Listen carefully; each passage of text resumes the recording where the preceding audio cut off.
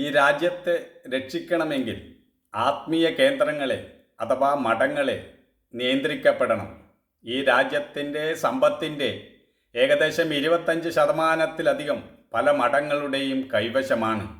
ഇവർ രാഷ്ട്രീയക്കാരെയും ഉദ്യോഗ ബൃന്ദങ്ങളെയും പണം കൊടുത്ത് സ്വാധീനിച്ച് തങ്ങളുടെ വശത്താക്കി വെക്കുന്നു. ഇവർക്കെതിരെ ആരെങ്കിലും പരാതി കൊടുത്താൽ, ആരെങ്കിലും ശബ്ദമുയർത്തിയാൽ ഒരു നടപടിയും ഇവർക്കെതിരെ ഉണ്ടാവുകയില്ല.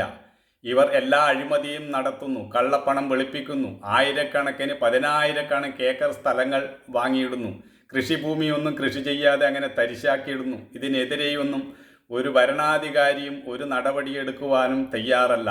ഇവർ ജനാധിപത്യത്തെ തന്നെ കൊന്നു തിന്നുകയാണ് ചെയ്യുന്നത്. APL BPL കാർഡുള്ളതുപോലെ നിയമങ്ങളും നടപടികളും വ്യത്യസ്തമാണ്. സാധാരണക്കാരന് ഒരു നടപടി, സമ്പന്നന് മറ്റൊരു നടപടി. സാധാരണക്കാരനൊരു തെറ്റ് ചെയ്താൽ ഉടനടി അവനെതിരെ നടപടി ഉണ്ടാവും. പത്രമാധ്യമങ്ങളും 5 മിനിറ്റിൽ വാർത്ത കൊടുക്കും. എന്നാൽ ഇതുപോലുള്ള മഠങ്ങൾ ഒരു തെറ്റ് ചെയ്താൽ ആരും ചോദ്യം ചെയ്യില്ല, വാർത്ത ചെയ്യില്ല.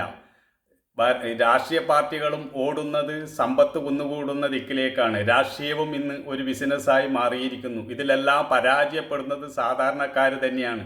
ഇത് സമൂഹത്തിൽ ഒരു ചർച്ചയാകേണ്ട വിഷയം തന്നെയാണ്. നമ്മുടെ സമ്പത്ത് കൊള്ളയടിക്കുന്ന ഇത്തരം സ്ഥാപനങ്ങളെ നിയന്ത്രിച്ചില്ലെങ്കിൽ സാധാരണക്കാരൻ വലിയ ബുദ്ധിമുട്ടിലേക്ക് പോകും.